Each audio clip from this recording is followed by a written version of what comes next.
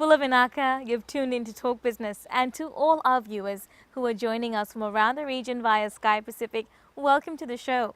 Now, this week on Talk Business, we cover the recent CPA Congress that was held in Nadi last week. Talk Business covers a range of speakers at the Congress and takes a closer look at the evolving role of accountants, the path to leadership, and the need to strategize in business. That's all coming up in the next half hour.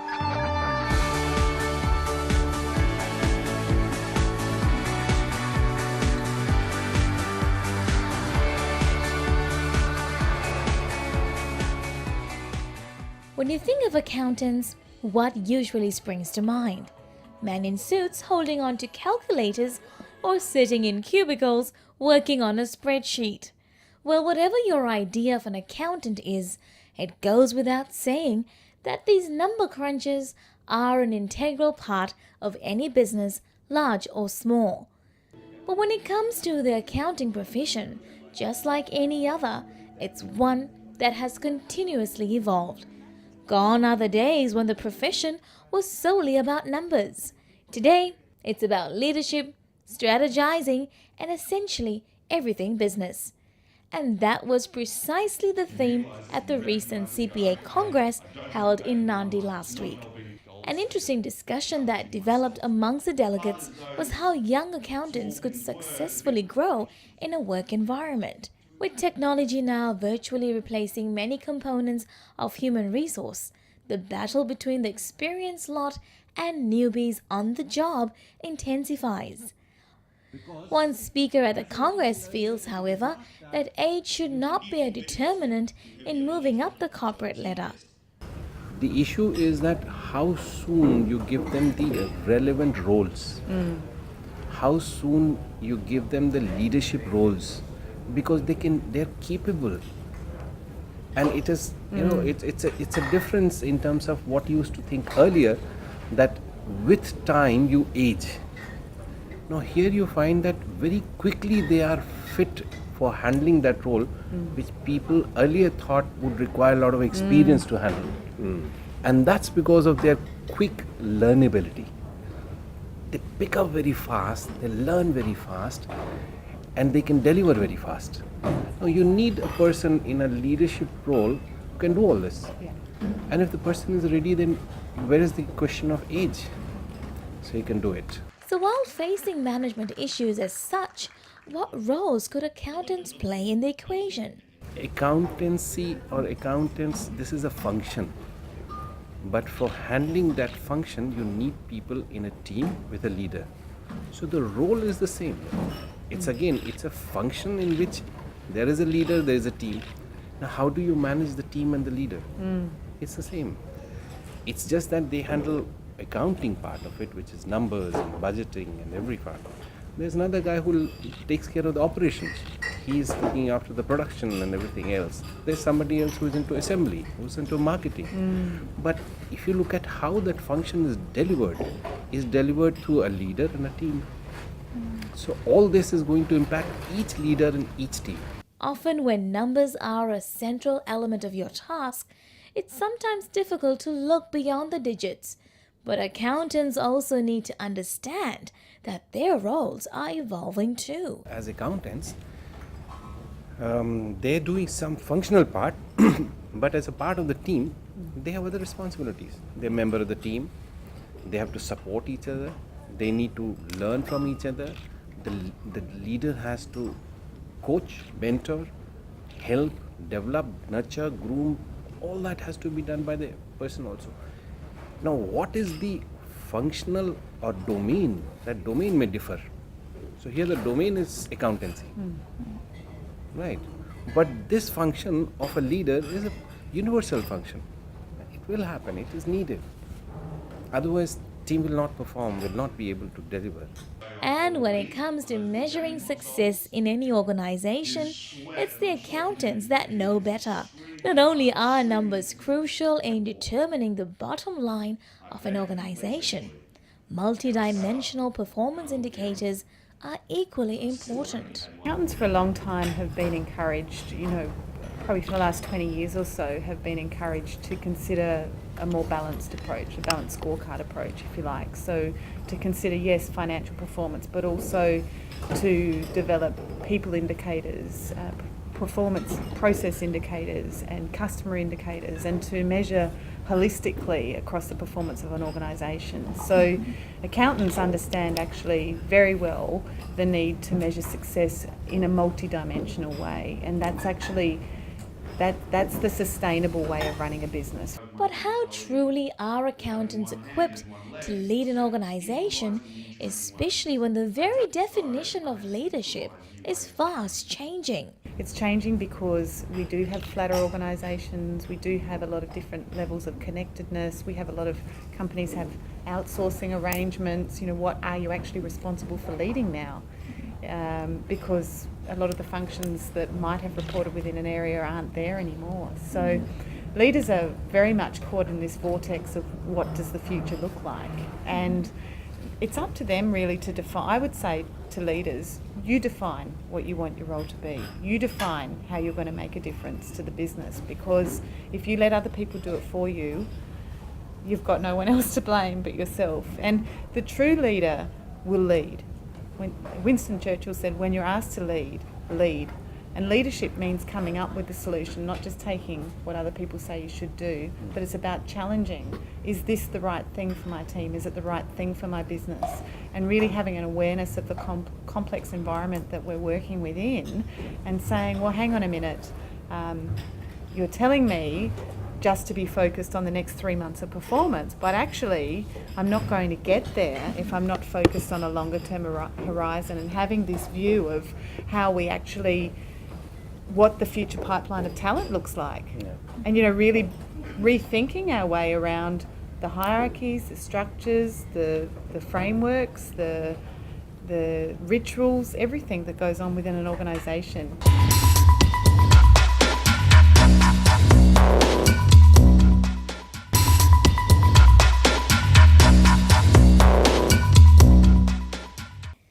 Leadership, more often than not, is about strategy. So the question then is, should accountants step up and take more responsibility, or merely acclimatize to a changing work environment? I don't think responsibility is the right angle. I think it's more about leading in terms of the possibilities. And, you know, I think accountants are very well placed because they typically are people who are curious by nature. They typically are people who, you know, want to get inside and see how things work and what are the moving parts in a process, you know.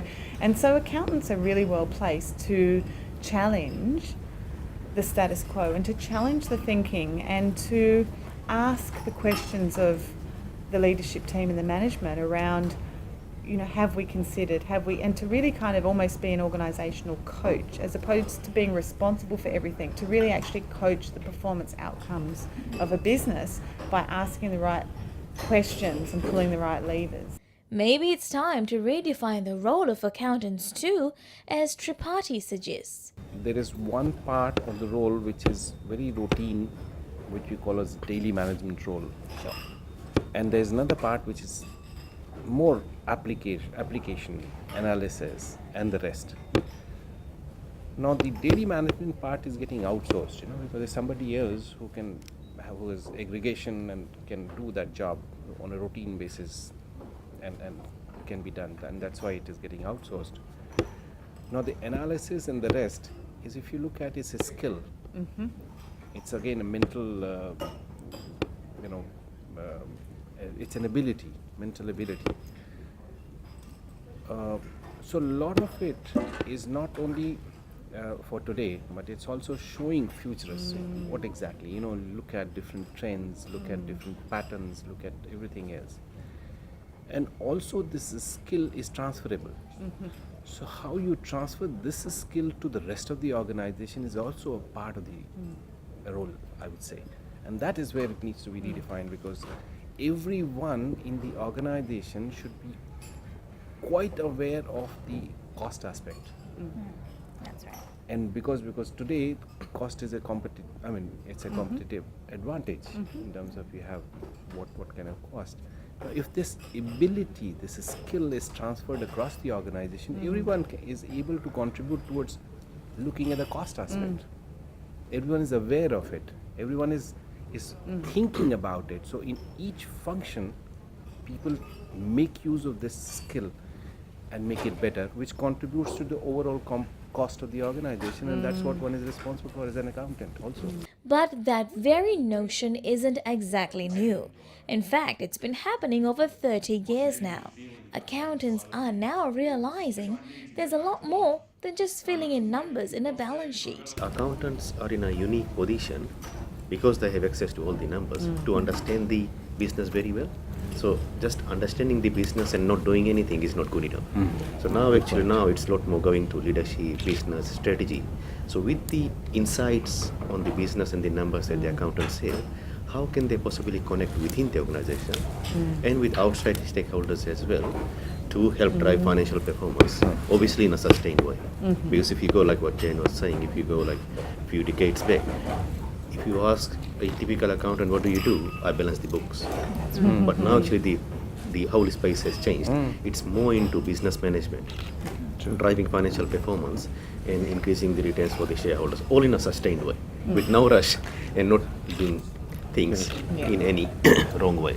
And government seems to feel the same way too. The Attorney General, who was the guest speaker at the Congress, says it's time that professionals like accountants clearly speak their minds on key issues affecting the country.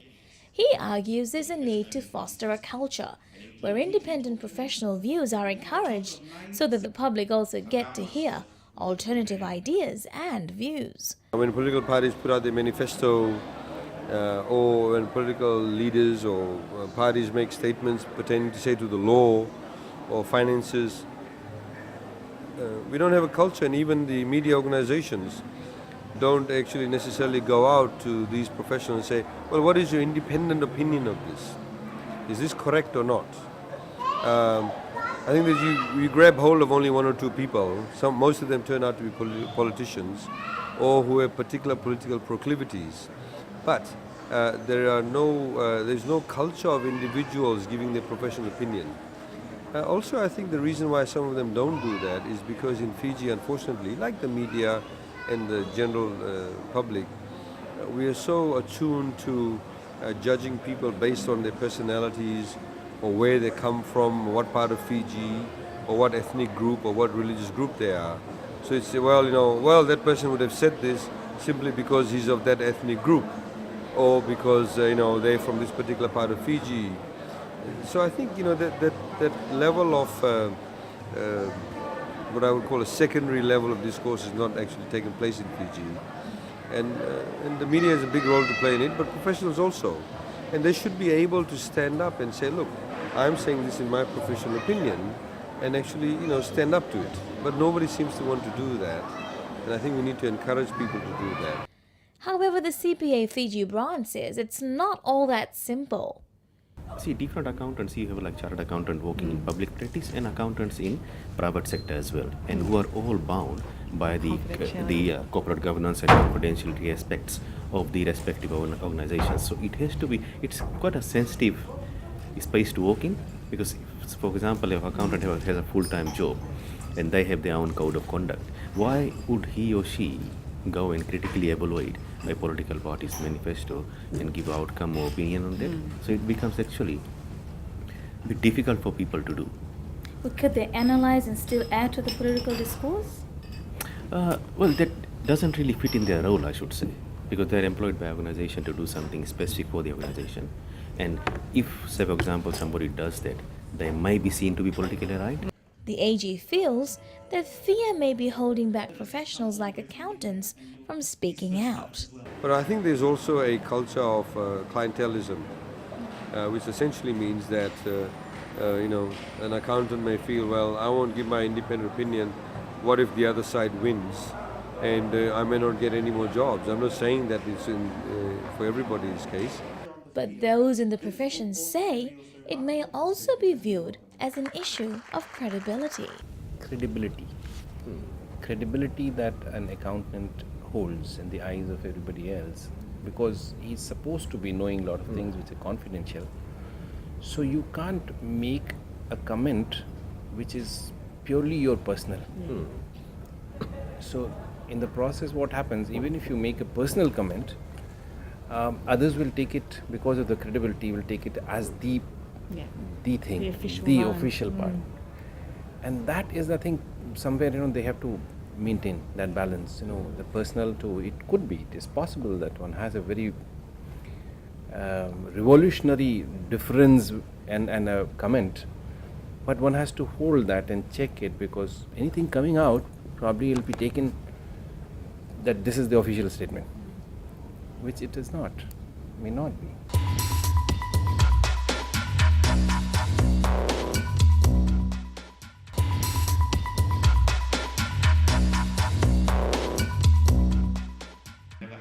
And finally on the show tonight, to the inspirational story of Paul de Gelder.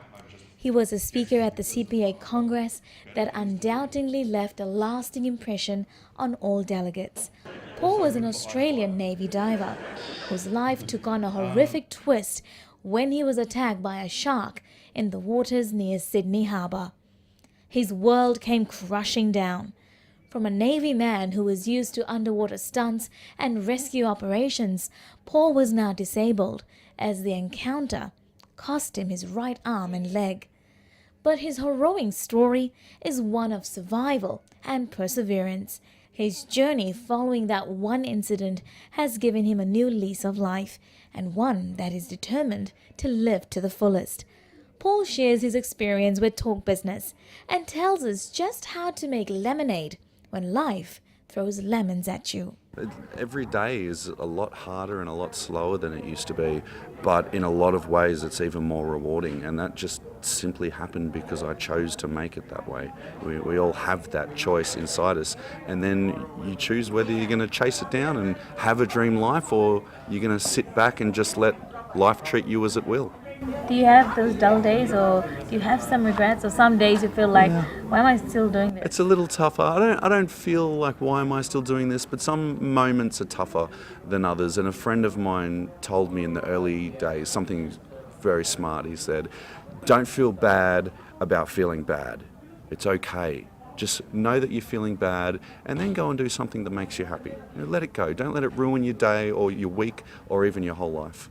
Wow. And this motivational speaker that you've become, have you seen life change around you by sharing your testimony? Yeah, very much. I think that's part of the beauty of social media, is everyone is somewhat connected. And people write to me all the time, parents write to me about their kids, teenagers write to me about them changing their lives and how it's just helped them to get through those tough times, because obviously if I can do it, and I'm no more special than anyone else, and anyone can do it. And so, what keeps you going every day? The constant desire to have the best possible life, because I'm going to be alive for as long as it takes me to die, so why wouldn't you want to have the best life? I see people every day that aren't disabled physically, but they seem disabled emotionally or mentally, and they're just not living a very good life. And I wouldn't want to be those people, so I try and help them instead.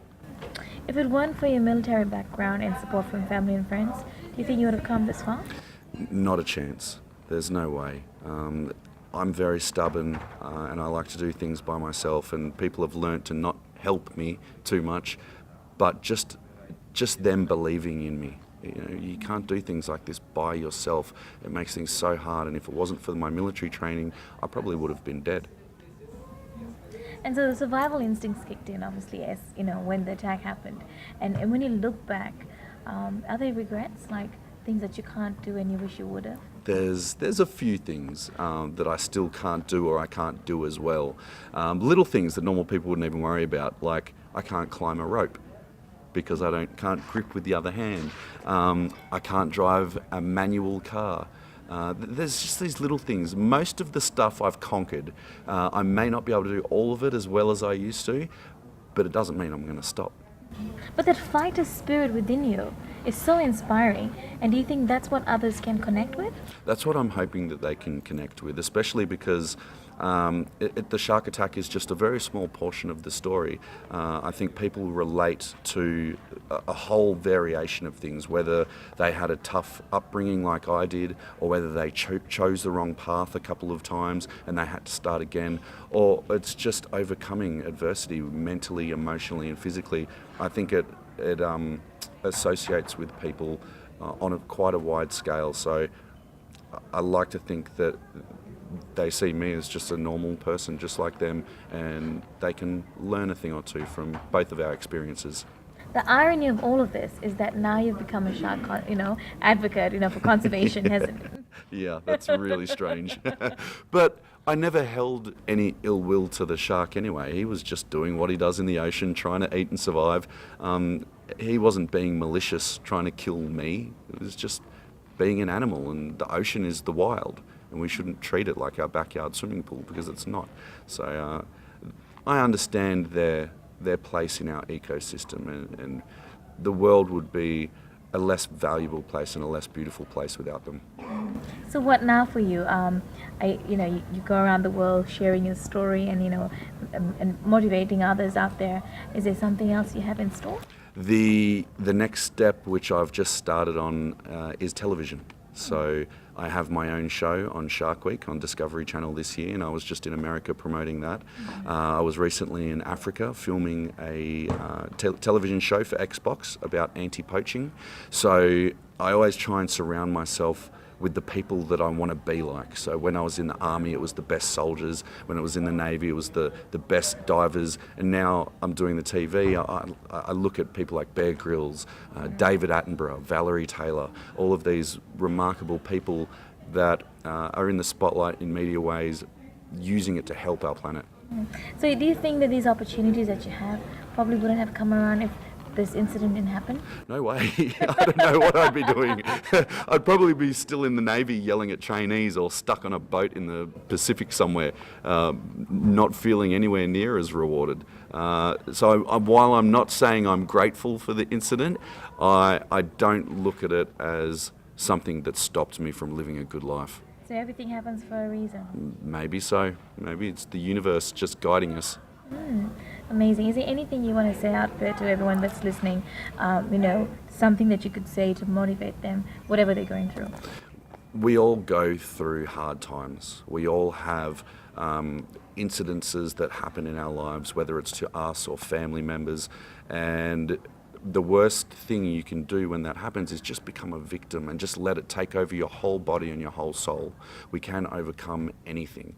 We're stronger than we give ourselves credit for, mentally and emotionally. And if you just don't give up, the sunlight will come back. And that's the show for this week. We'd love to hear from you. So do send us an email, talkbusiness@fijitv.com.fj. Remember, you can catch me on the net, on our YouTube channel, as well as our Facebook page.